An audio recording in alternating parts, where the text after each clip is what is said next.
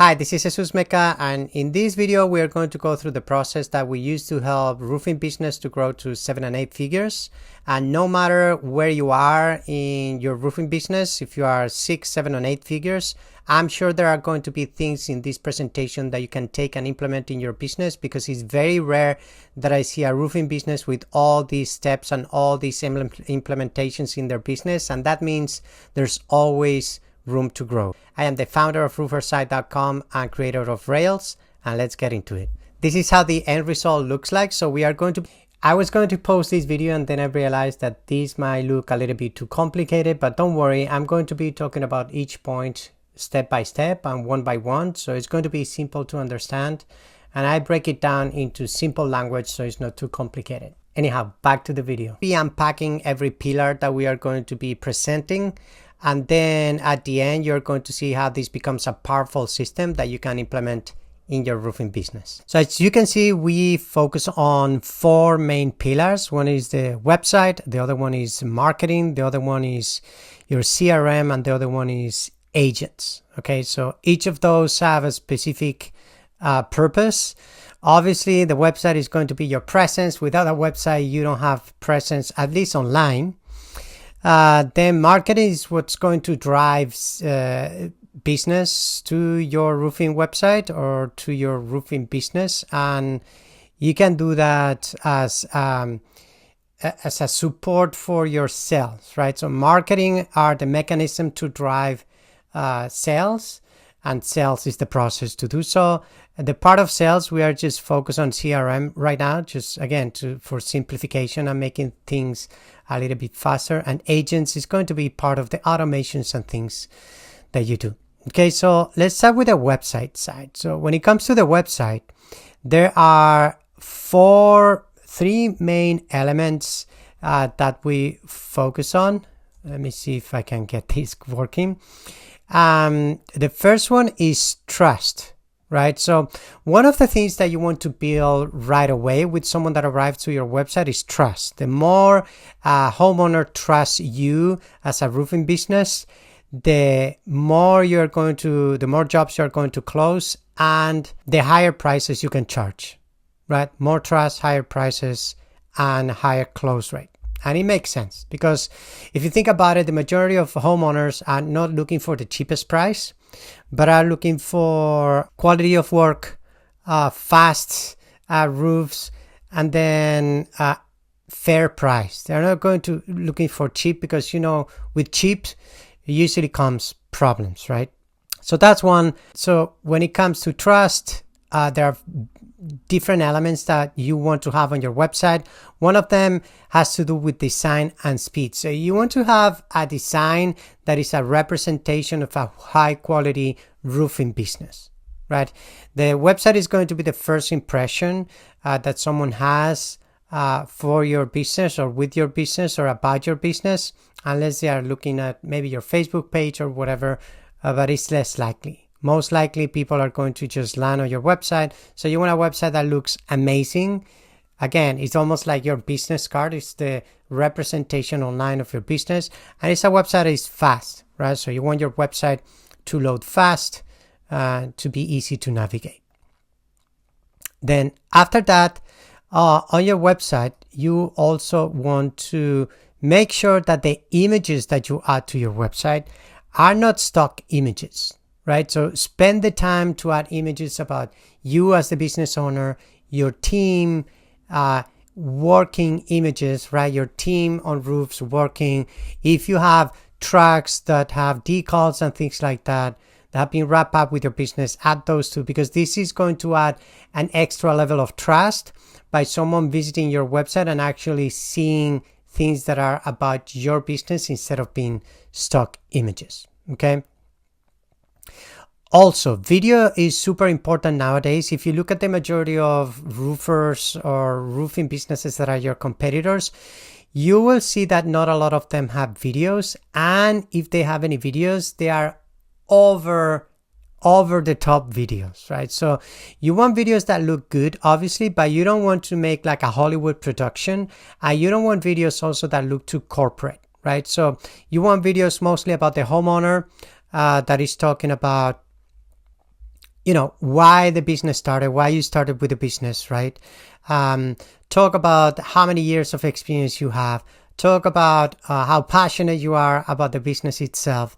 Talk about what type of jobs you guys can provide, and talk about the benefits of working with your company, right? Just focus mostly at the beginning a little bit about you, right? At the beginning is going to be about your passion about the business and why the business started and when you started the business. The second one is going to be the benefits about working with you, because that's mostly what homeowners are going to care. And in that, you should add things that are not like the typical that you say is just great customer service and things like that. You need to think a little bit outside of the box and say something different than the majority of other roofers. So you can maybe have an amazing process, and you can talk a little bit about your process. You maybe can have a very fast quoting system, or something that makes you stand out from some other roofers in your town, right? And then also a little bit about your process, right? And then, a call to action that can be, call us today for a free quote or something like that. So it shouldn't be longer than maybe 1 or 2 minutes, just for the owner to understand you and your business, your mission, your vision, which should also be on your website. I will talk about it later. And then have multiple videos on your website, right? One is the presentation, another one is going to be your crew working, another could be the process, another could be video testimonials. So you can incorporate some video testimonials within your initial presentation video, or add a B-roll with some testimonials that some owners have left you. That would be amazing. So video is super important nowadays, because again, think about when you see a TV series. I don't know if you do, but if you do, you end up having a feeling almost like a friendship with the actors, right? This is why people harass actors on the street, because they know them, because maybe they have seen a lot of movies with them, or maybe they have followed a TV series for years. So when they go to the street, they feel that they know them, even if the actors don't know who you are, right? So the more homeowners can see you and your crew and your business, the more connection and the more trust you're going to build. Now, the next one is a common one, and is just embed your Google Business reviews on your website and put it as close as the top as possible, right? Don't put just reviews that are kind of like written without belonging to a platform, because that creates more trust. And if you have video reviews, even better. Now, something that is also important and might be obvious for you, but it's a good idea to put it, is just put your license number and that you are insured at the very top of your website, right? This is almost like a car, right? Every car has an engine, but this creates peace of mind in the owner at a subconscious level, because when they see that, they feel at peace, even though this is almost like a standard and every roofer or should be licensed and insured. But if you put that, that creates also another level of trust. Every single of these items add to the other. So when you put them all together, you have a high trust website.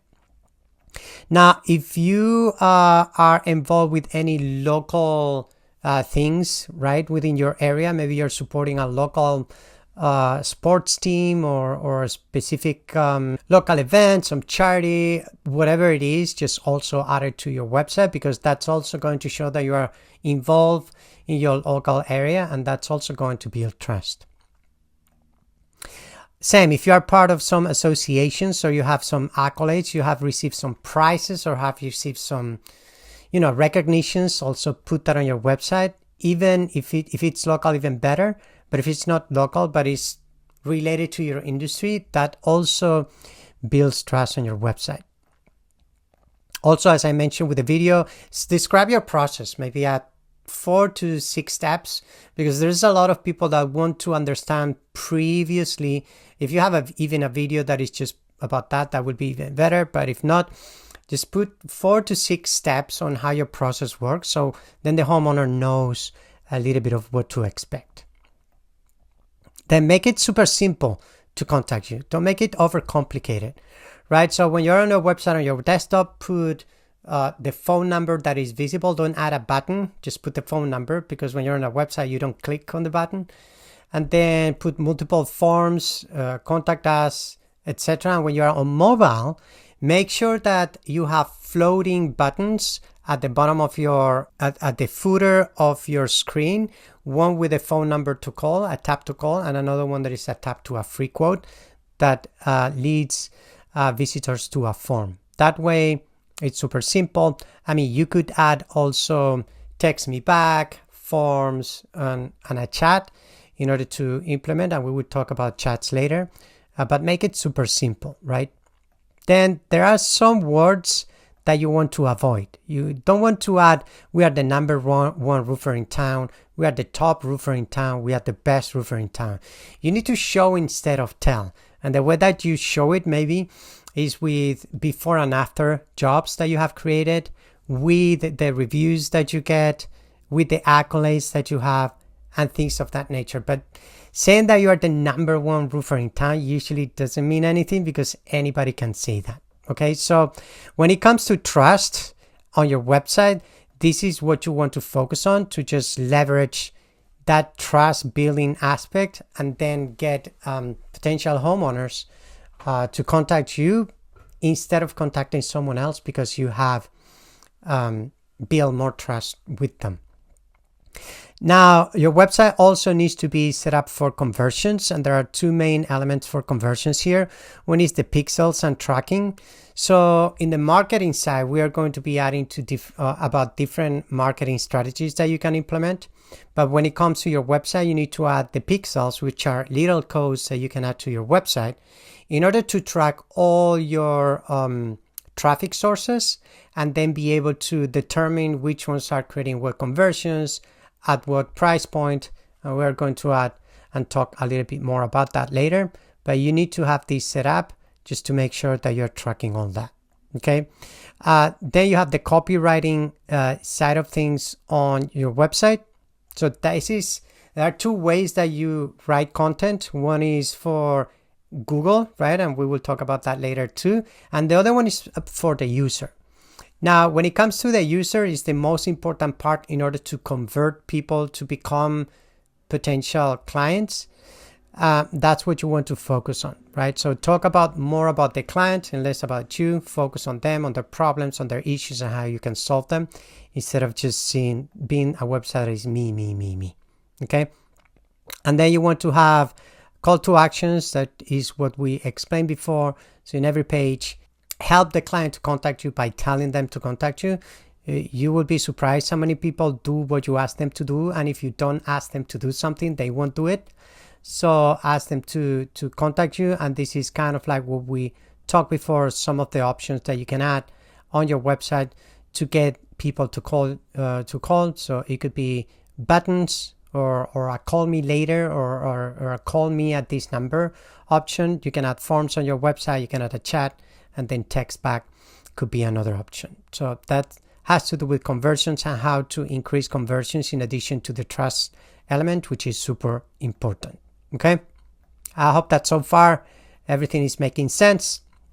And then you need to think also about the user journey, right? So with the trust, we are building this strong first connection, but now you need to start thinking about, how can I make this a quality experience for a homeowner before I even show up? The reason why is because when you visit a website, you think that your experience with that business is going to be the same as your experience before getting in touch, even before calling the business, right? So that's what you need to think about, creating a premium experience. So I'm just going to give you what a user journey can look like, right? So they arrive to your website, and let's say that they don't call you, but they submit a form. So you want to have a very good thank you page with a video that is telling the person that submit that information, thank them for submitting the information, and then explain what happens next,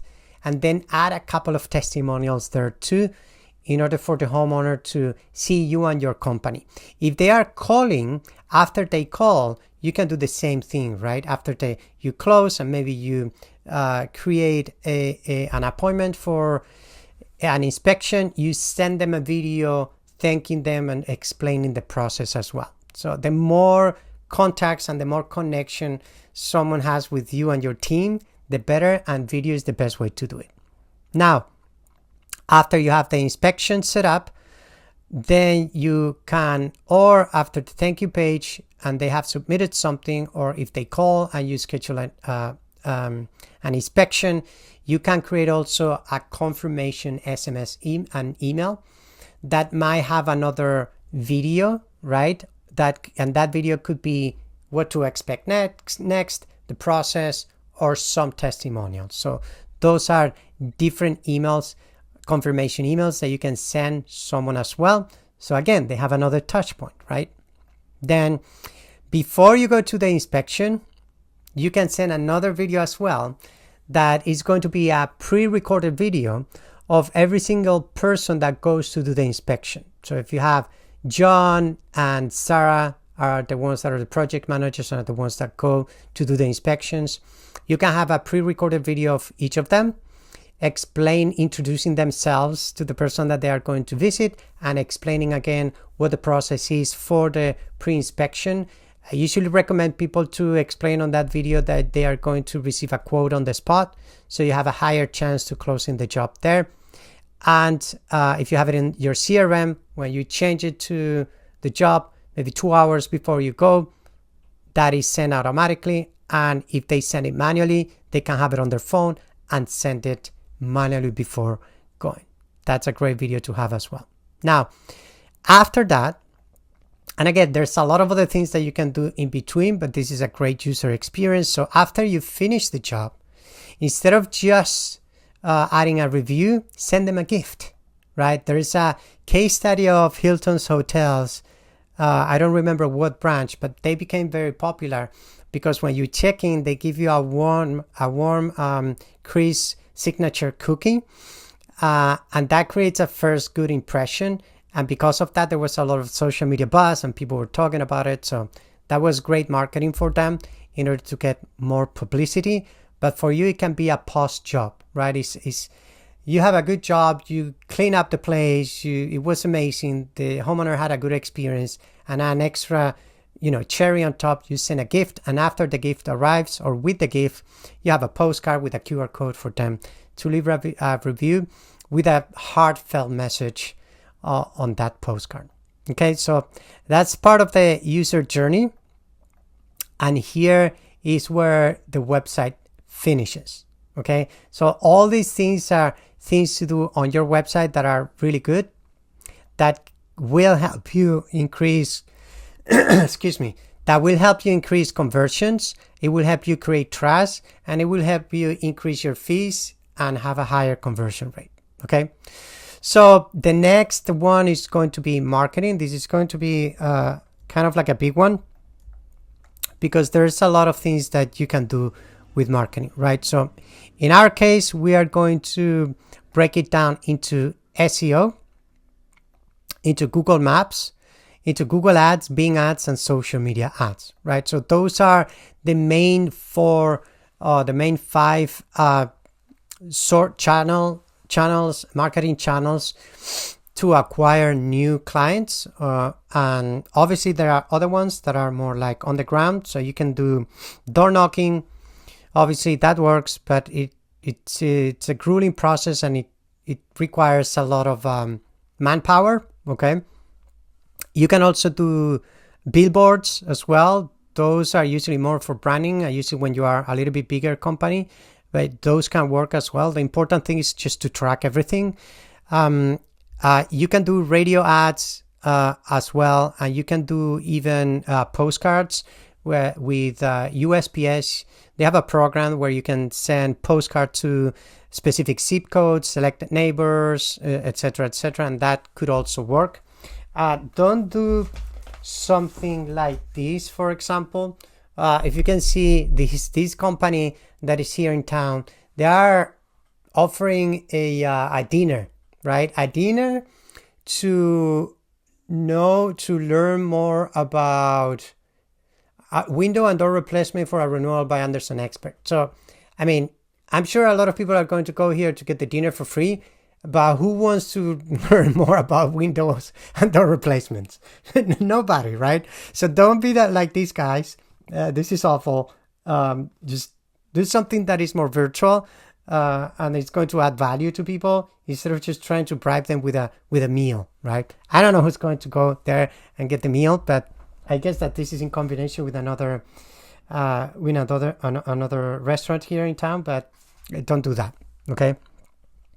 All right, so again, marketing is all about driving traffic, so then you can get leads, and then your sales team can get those leads and close them, okay? That's the purpose of marketing.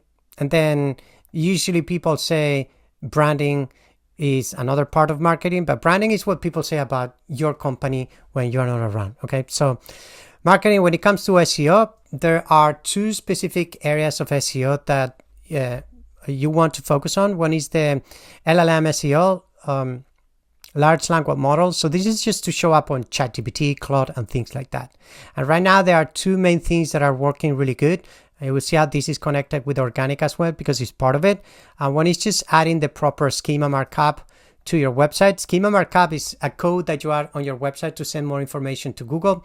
If you search something online, for example, if you're trying to purchase something online, or even in a Google business profiles, you would see the stars. But when you do it in the organic side, you will see that some websites have 5-star reviews, have the reviews and things like that, have the price for the e-commerce store side of things. That is part of schema markup, and that can help you convert more when people see your website online.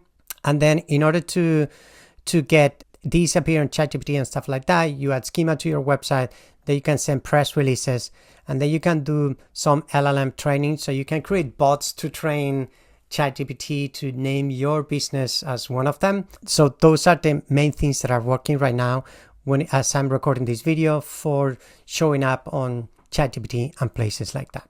Okay. Now we have on SEO, we have the organic side of SEO instead of being the AI side of SEO.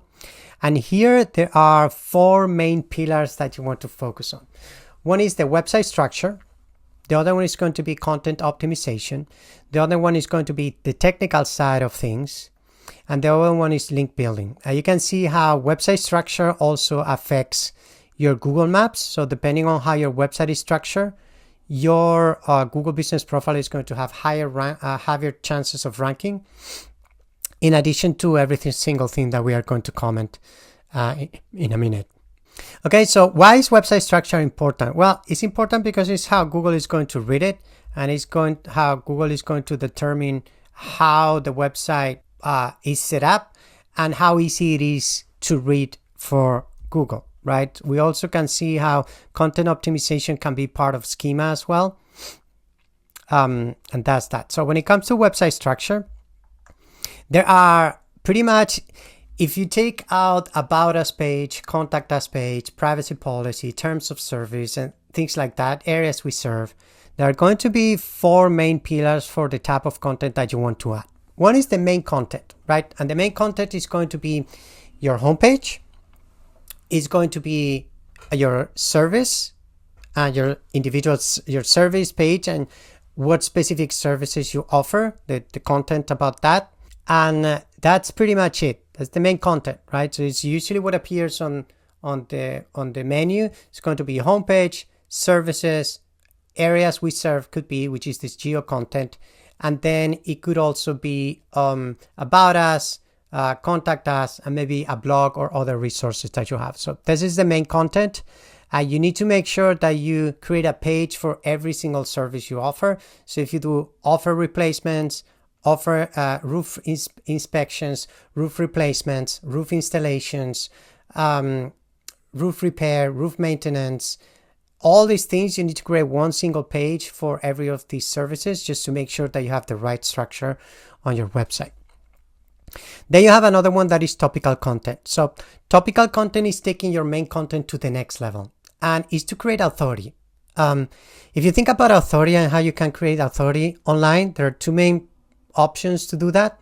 More than 2, but one of them is going to be how much you know about what you do. And in order to demonstrate that to Google, what you need to do is just create content around what you do. right? And answer questions that people ask about what you do, right? Easiest one could be how much it costs to have a new roof in my area, right? So that's a piece of content that you can add. You don't necessarily need to give a price, but you can give a range.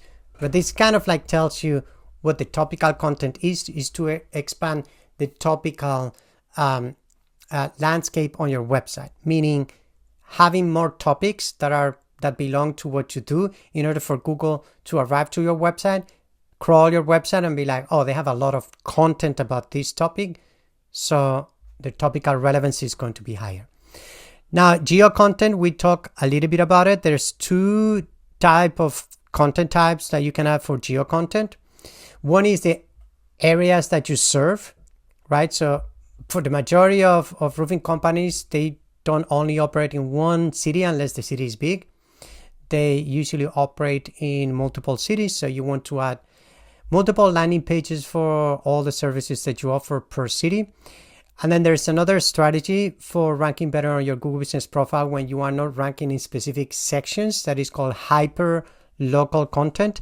And this is creating content that talks about specific points of interest that you are not ranking around, or landmarks or neighborhoods, right? And you combine and attach that specific area with a topic that you want to rank for example, roofer company or roofers or roofing contractor, just to make sure that that is a content that you add on your website. And the way that you do it is just if you have a geo tracker that shows the geo map, and you see that you are ranking in 2/3 of that map, and then as you expand a little bit, you see that the rankings start to decrease and you are not in the top 2 or top 3, then you add content that touches these areas where you're not ranking. And then for the website structure, you want to add also internal linking. Internal linking is going to be between your main content and your topical content. This goes back and forth between each other. And then your geo content can also, topical content is really to support your main content, right? Your main rankings. Geo content is going to support the areas that you want to rank for, right? So they need to link back to whatever areas you're trying to improve around your main area. And then internal linking is the mechanism to put all these things together between each other. Okay, so that's all about website structure. Then when it comes to content optimization, we have the top 4 elements that are the most important in order to optimize SEO, not for the users, which is what we spoke in the conversion side, but for SEO, right? And for SEO, you have the title, you have the description, you have the metadata, and you have the content. When it comes to the title is a ranking factor. So depending on what title you add, you could rank better or worse. You want to have 2 elements on the title. One is going to be obviously the keyword and the city. You also want to have the Google Business name, your Google Business name. You want to add it on the title as well, because one of the things that you want to do if you want to rank better on your Google Business Profile as well as organic, I'm already just jumping into here Google Maps, but you want to kind of like mimic what you have on your Google Business Profile on your website somehow. So those 2 things talk to each other and you have higher chances to rank both on organic and with your Google Business Profile. And then you want to add maybe potentially whatever your offer is, free estimates, free estimates in 2 hours or next day inspections or something like that. So you can also improve the click-through rate when people see the search results. Now the description, you also want to have a description that entices people to call you or to give you a phone call. You should always add a call to action at the end. Description is not a ranking factor, but it can give you a little bit of increase in your click-through rate when people see the results on Google, because Google usually bolds the keywords that are related to the search. So you need to have that into consideration. And then you can use the description to do a little bit of a pre-sale element. Metadata, this is going to be mostly about your H tags. So you want to add H tags in your content that are variations and deep dives with what the content is about. So for example, if you're talking about roof installations, right, and you have your H1 tag and your title, that is roof installation plus city. Then your metadata, you want to add subtopics for roof installation, right? So for example, it's going to be the process of the roof installation, the materials that you use, and things like that, just to make sure that metadata is there and is structured in the right way. And then obviously is the content itself. And the content itself is going to be mostly basically how you write it, what keywords you add in the content, if you add images, if you add videos, if you add other elements on the content, just to make sure that you have good content optimization. Okay, technical SEO, I'm not going to spend too much time on this, because if you are doing these things, you should not have a lot of technical issues. The main things that you want to have an eye on technical things is going to be the speed that we already talked about, and then it's going to be things that are broken, right? If you have broken links, redirections, and things like that you shouldn't have. Okay, so this is the last pillar of SEO, and it's the link building. With link building, you want to create press releases, right? This is going to also help you with the LLM training that we spoke before. You want to add guest posts. Those are links that you create on other websites where you can do guest posts, or you can do a link insertion. Citations are important also, and also are important for your Google Maps. So it's just business listings that contain what we call NAP, name, address, and address, and they all need to be accurate and the same in order to create consistency. And then some relevant directories that you can add also. This could be, for example, a Better Business Bureau could be one. If you have, for example, you belong at Chamber of Commerce in your city or in your location, you should add there. And then any other relevant business directories or local things that you support, or if you are part of, you have received any accolades, that you have your website there. Okay, so that's all about the organic side of SEO. I think I'm going to just, let me see how this looks like if I get this on. Okay, when it comes to your Google Business Profile, there are some important things that you can add in order to improve the rankings on the 3 map, on the map pack, right? On the local results. And this also lands for other profiles, like for example, you have the Apple Maps, you have the Bing Maps, so all these things can help you as well to get better rankings. Now, your business name is one of them. One of the things that you can do but need to be careful about is just you can change your business name to include keywords in it, right? So for example, if your business name is, I don't know, Smith Roofing, for example, and you are in Portland, you could add, create a DBA, a doing business as, and then change the name to Smith Roofing Roofers Portland, right? So that's going to help you rank better. But again, you need to take care of it. I have a short video that I created about what to do about this, but long story short, there are 4 potential outcomes when you do a change like that. One could be that it sticks and you rank better. The other one is just Google brings it back to what it was before, so it doesn't accept the change. The other one could be a soft suspension, and the other one can be a hard suspension. In order to be ready, I suggest to create a DBA, so you have an official document that you are operating as that business too. If you're going to do that, you need to make sure that your citations, which is this part of here, has that business, this new doing business as, or this new business name as that. Your website needs to have that, and then everything around it needs to be around your new business name, so you create congruency and it sticks. In the worst case scenario that you can get a soft or a hard suspension, you can simply create a video, create a new decal or a new sign and a new business card, and have them ready just in case that happens, so that you can show to Google on a video verification that what you're doing is legit, and you're just not trying to, in a way you're trying to increase rankings, but you are doing it legitimately, right? Doing business as is something very common and that a lot of people do.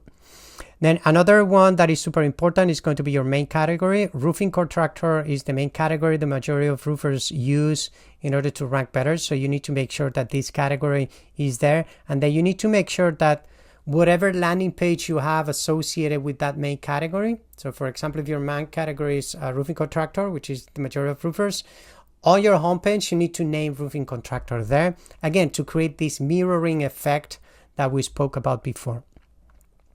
Now, your website link, where your website links, with your Google Business Profile website links to, is important as well. And here's the difference if you have a single location business or a multi-location business. This has nothing to do with the areas that you serve, right? This has to do with how many Google Business Profiles you have. So if you only have one Google Business Profile, the most common option is just to link to your homepage. And if you have multi-location, you want to create one landing page per location, and then you link from your Google Business Profile to that specific location instead of linking every single location to your homepage. The only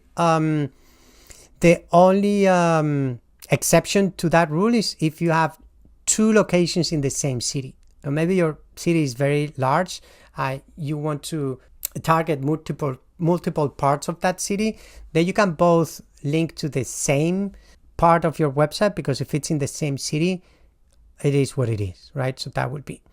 Now, the other part that you want to optimize on your Google Business Profile is your services, and the services need to be related to what your services have on your website. So again, it's the mirroring effect, and you want to optimize the description of your services as well. Another thing that you want to add to your Google Business Profile is questions and answers. Those are questions and answers that potential people might ask, and those need to be optimized, right? So it needs to include some of them your business name, some of them this location where you are located, and then the other ones are going to be based on what services you offer. Okay. Reviews is also important.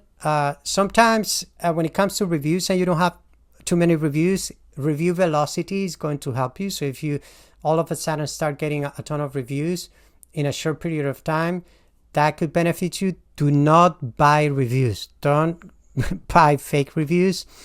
The FTC has put a lot of emphasis lately on reviews. So if you're buying reviews and they get you, you are going to be in trouble, because this is false advertising. Okay. So one thing that you can add if you want to increase the number of reviews is just maybe talk to friends and family to leave a review.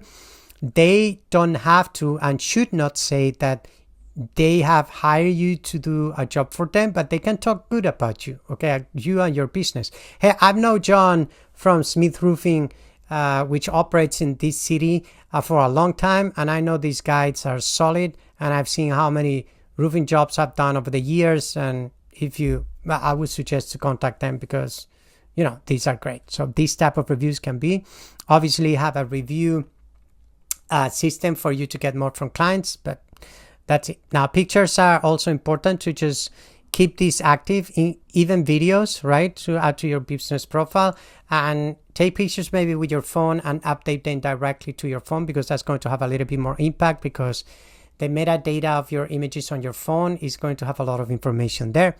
And then service areas is another aspect on your Google Business Profile where you can impact rankings depending on where you're ranking or not. So if you see some areas that you're not ranking very good, you can start going deep into neighborhoods and, again, landmarks, and try to add them as a location that you serve on your Google Business Profile in order to help rank better. Okay, so that's all in regards of Google Maps. And this is just a part of marketing that is kind of like the SEO side, right? This is organic SEO. This is the Google Maps. So let's get now into Google Ads, okay? And what to do when it comes to Google Ads. So when it comes to Google Ads, there are different type of ads that you can add. You have call-only ads, you have traditional ads, you have LSAs, you have retargeting, and then you have YouTube. I put YouTube here because you control YouTube apps from your Google Ads platform, traditional platform, but they can also be considered social media ads. But again, I'm putting them here for now. So call-only ads are what they are, what they seem to be, what it says. So those are ads that you can create, that the only option for someone, the only option you give someone to do is just to click on a call now. And those are ads that you can create for your business when you are looking only to get calls from people searching for your business. And obviously this is going to only show up on mobile phones. Okay, your traditional ads are the ads that are text ads that usually show at the top, or the second if you take into consideration LSAs. When it comes to these ads, you need to have different things in place that are important. One is going to be A/B testing. You always want to be A/B testing copy on your ads, just to make sure that you're trying to get an edge always, to see if you can improve conversion rates, if you can increase click-through rates, and lower the cost per click. Okay, and this is when it comes to the ad copy as well. The ad copy is important not just to trick people, but it's important just to make sure that your message is accurate and is reflecting what you are offering, and is getting people interested in what you do, which also aligns with your landing page. There needs to be a lot of congruency between your ad copy and your landing page, no matter how you're doing your ads. If it's Google Ads, Bing, whatever ads you have, it needs to be very consistent, and it needs to be accurate.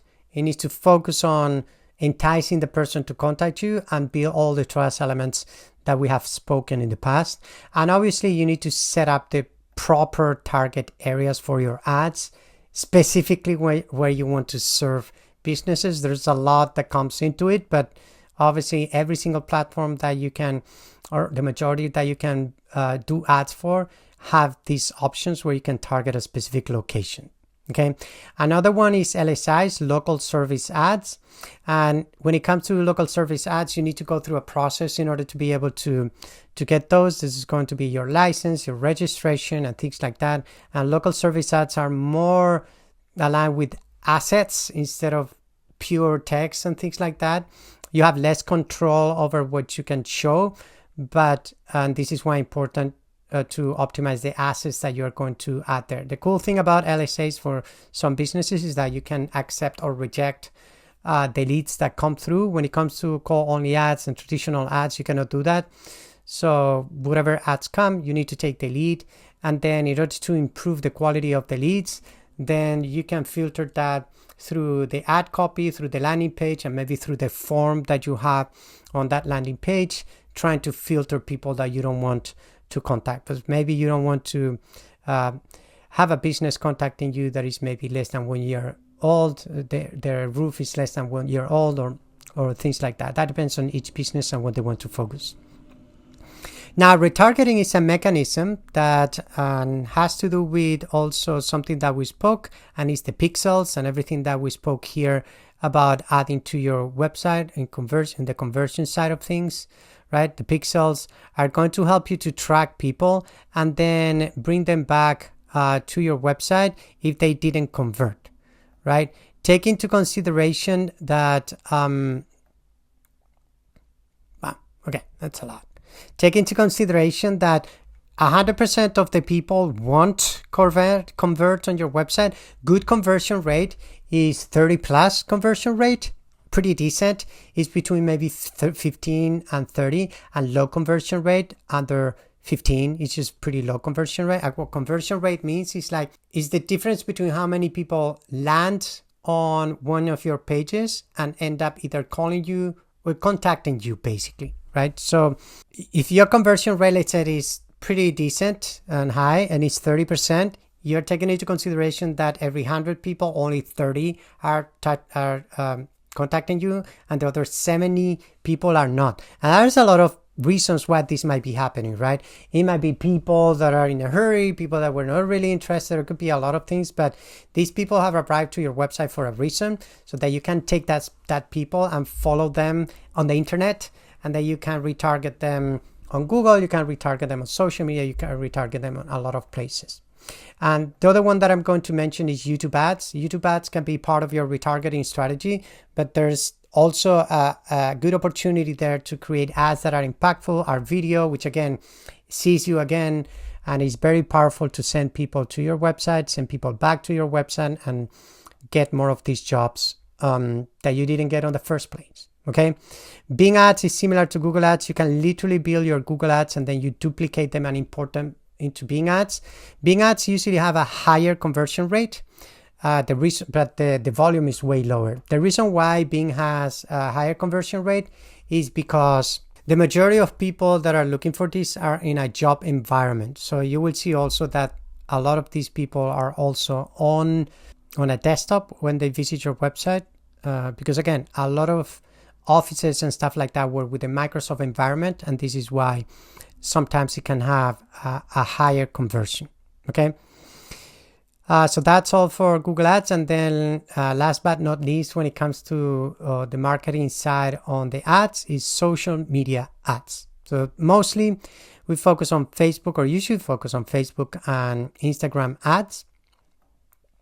And there's three main pillars about the ads in order to make them work for you. One is going to be the copy of the ad. Now, one of the things that you don't want to start doing is just start throwing crazy discounts, right? You might probably seen these ads on the internet for roofing companies that is roofs for $5,997, right? Or half of the roof, you pay for half of the roof and then the other one is free. Or how to use your insurance to cover your ads. Those are things that usually don't attract high quality homeowners to your roofing business, and usually attract people that are just only looking for price, right? And that's going to be detrimental to yourself, because there's going to be a lot of people penny pinching you and just trying to drag you down. And usually those ads are actually not very honest, right? They are kind of like cringe. So when it comes to copy, focus on something simple. And one is bringing value in some other place, on some other way. The same thing that we spoke about your website adding value without saying that you're the top roofer in town. But you can record a video ad that is simple and is around you, your name, where you're located, and ask people if they are looking for quality roofing at affordable price. You guys have a lot of experience doing that, to contact you. You can do that on video, you can do that on text, also with a picture of you or your team on a roof and things like that.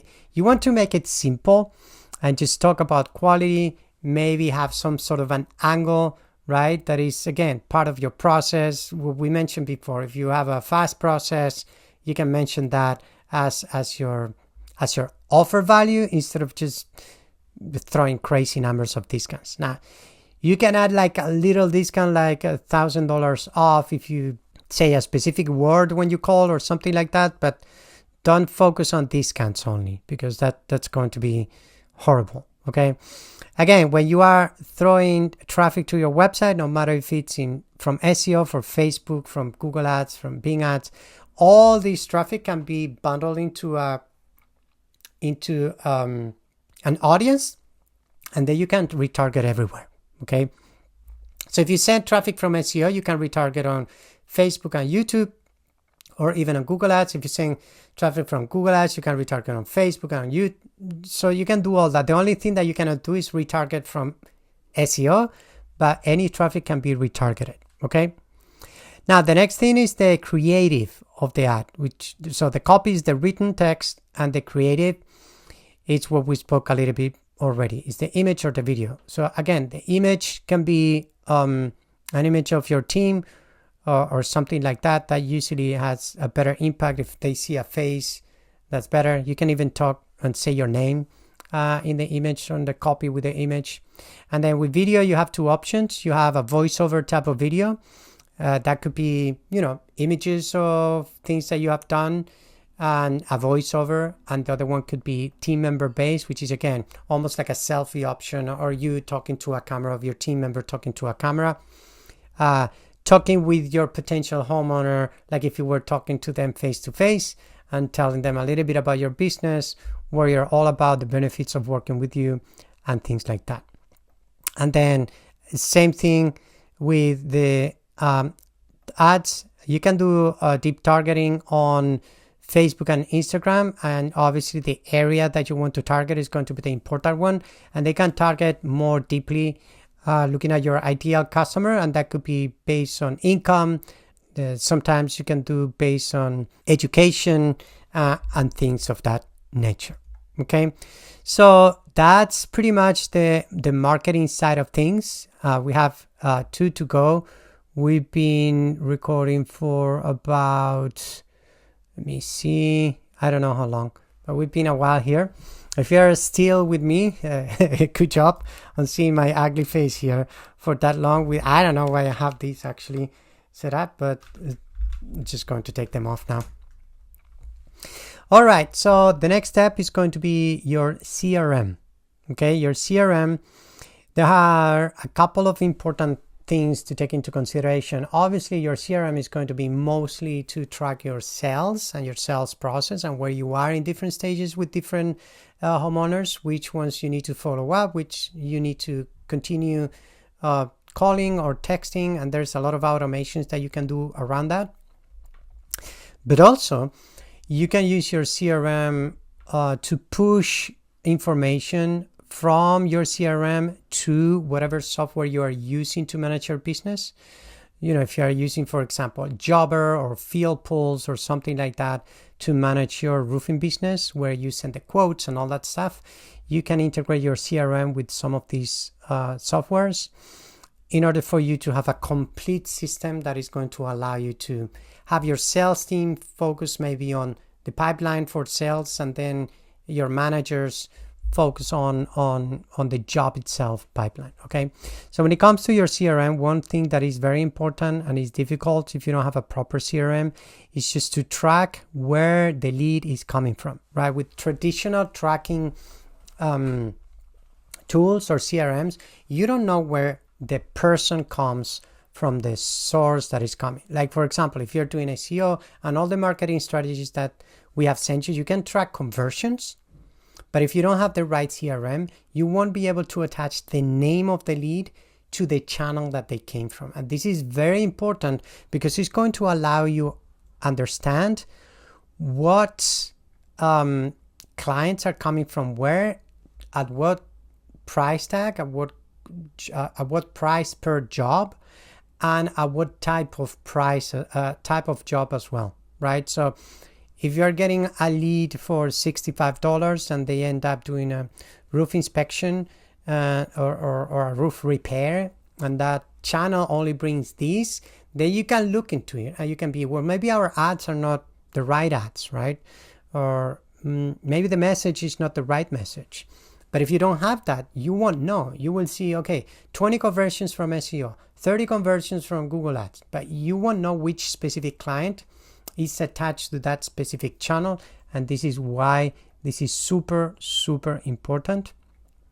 And this will also allow you to go to the next step. And the next step is the conversion API feeder, right? What this is let's say that you have 30 leads from Facebook, and then you have 30 leads from SEO, okay? And then the cost per lead, let's make it easier. Google Ads and Facebook Ads. The cost per lead on Facebook Ads are, let's say, $30 because you are doing it's something that I didn't mention before, the type of ads that you can do on Facebook. You can do landing page ads, or you can do form fill ads on Facebook, right? Form fill ads are ones that pop up when someone clicks on the ad, and then a form pop-ups within Facebook itself. Those leads are usually, you get them for a lower price point, but it's more difficult to convert and the quality is lower. And if you send them to a landing page, the cost per lead is going to be higher, but the quality is going to be higher as well. But never mind. Let's say that you have 30 leads coming from Facebook ads and 30 leads coming from Google ads, okay? Let's say that the leads from Facebook ads are $30 each, and the leads from Google ads are $65 each, right? So you could think, oh man, the leads from Google are way expensive. Let's push all these to Facebook, all the budget to Facebook, right? Because the leads are cheap. So there are two things to take into consideration here. How many of those are you closing, right? So cheaper lead doesn't mean better results, because you can have leads for less cost, but you will maybe close a lot less than that. Maybe you only close 30% and the other ones you close at 50%, right? Even if they are double the cost per lead. That's going to be worth it. But let's say that from those leads, depending on the channel, you have 10%, or let's say that you have 50% are roof repairs, and the other 50% are roof installations or replacements. You want to create audiences for each of those, right? So you can separate the avatar of the customer profiles of those that are actually ended up to do whatever job you want to focus on. Majority of roofers focus on roof inspections and on roof replacements and roof installations. So if you are able to separate that, right, on your CRM, and then feed Facebook and Google to create an audience based on those that are converting in the jobs that you want to convert, and you can target those people more, you're going to end up getting more of these people into your business and then growing the business that way, because you end up doing more of the installations and replacements and less of the repairs. Okay, so that's super important to have a CRM that allows you to feed what type of conversions at what price point you have converted this client back to Facebook and Google in order to get more quality leads. Now, when it comes to the CRM, you also want automations, which is part of the user journey, right, that we talked to. And that could be a lot of things, right? So right after someone arrives and puts that information in your CRM, have those automations that we spoke before, an SMS, a video, for example. And then depending on what stage you are, when you're going to go, your CRM can send messages and automations. If you, for example, have someone that is scheduling an inspection a week from now, you have enough time there to send multiple emails and messages, talking more about your business, sending more videos, just create this great experience with multiple touch points that people are going to appreciate, and it's going to be great. And then that's pretty much when it comes to your CRM. So you want something simple that has these elements in order for you to have, at the end of the day, better leads at a better price and better experience for you, your sales team, and the homeowners that you're servicing. Okay? I hope you're still with me. We are on the last part, and the last part is agents. So agents are becoming more and more important for two main reasons. One reason is for every single lead that you miss, right? The CRM has another part here with the automations. I don't know if you know this, but if you call a lead within 5 minutes, compare in 60 minutes or more, you have 100 times more probability to get this as a client than if you wait an hour. And that's a study made by, I don't remember who, but it's based on consumer behavior, right? So take into consideration that sometimes if you don't pick up the phone, the homeowner is going to call the next roofer, right? If you are picking it up and you are there and you can schedule an inspection, that's going to give you the probability of closing that client. If sales process is on point, it's going to be way higher than if you don't do that, okay? So that's why automations and agents are important. Agents mostly for when you miss a call or after hours, right? Or even when people arrive to your website or when they want to have communication with you over the phone. So there are different things when it comes to agents. One is going to be the knowledge base, right? And what the knowledge base is all the information about your business that you want to have for these agents to be able to communicate the right information to the client. A lot of the times you don't want to add prices here. You want maybe to add ranges of prices, but you want to add information about your process, about the things that you do, the things that you don't do, just to make sure that you are qualifying the people that are talking to you and you're not wasting time. So you have different agents here. You have a voice agent, right? That is someone that can pick up the phone when you are after hours, or if you are too busy, or if you don't have a big enough crew, or if you are growing too fast. In all these circumstances, you want all these agents just to make sure that you automate as much as possible, right? These voice agents and all these agents are going to pull information from your knowledge base and are going to be able to use your CRM to schedule inspections. So that's the cool thing. It will look into your calendar from your CRM and it will be able to schedule inspections, and also it's going to be able to filter homeowners based on what they need, based on the location that they are, and anything that you want to filter them by. So the way that we build, you can build a voice agent is using three things. One is missing here, but I think I need to start with the SMS agent, but I'll tell you about it. So 11 Labs is a good system for the voice part of the agent. So it's a system that has voices. You've probably seen videos online where you have a voiceover that is very recognizable. You can have it. So you can use 11 Labs for that. VAPI is the main pillar structure to build your voice agents that can use the voice within VAPI and some instructions for the agent to operate however you want it and the steps. And NAN is the automation part of the agent that can help you with anything that has to do with the agent itself. That is just pulling information from the agent. For example, when someone comes to your CRM, you can pull the information to your automation system, and they can help the rest to do whatever you want. And again, you can ask questions here like, how old is your roof, to try to filter, right? Where are you located? And then have a location knowledge based on what areas you want to go and don't want to go, based, for example, of the size of what you think the job is going to be, and things like that. The SMS agent is the same, but when you want to talk to people, and again, we have also the brain of the agent is based on ChatGPT. This is for the voice and SMS and web chat agent, and even ads message. So you can see how all of them are linking to here. And then we use, for example, Twilio as a phone number based element that you can use to incorporate to your agents in order to make the whole thing work, right? So the voice agent is going to be almost like a person that is going to be answering the phone. SMS agent can have conversations with people that send a text message to this number specifically, and then you can also lead them to schedule an appointment and answer questions the same way that the voice would do. A web chat agent can be the other one, which has the same function. All of them has the same function, it's just different structure. And then ads message agent, right? So for example, if you are doing Facebook ads and you are doing it via leads form, you can have another agent that can talk to people. For example, if instead of saying send us information is send us a DM, for example, you can have a social media ads agent that can help you with that. And all this is going to make sure that you don't miss a call, you get calls on time.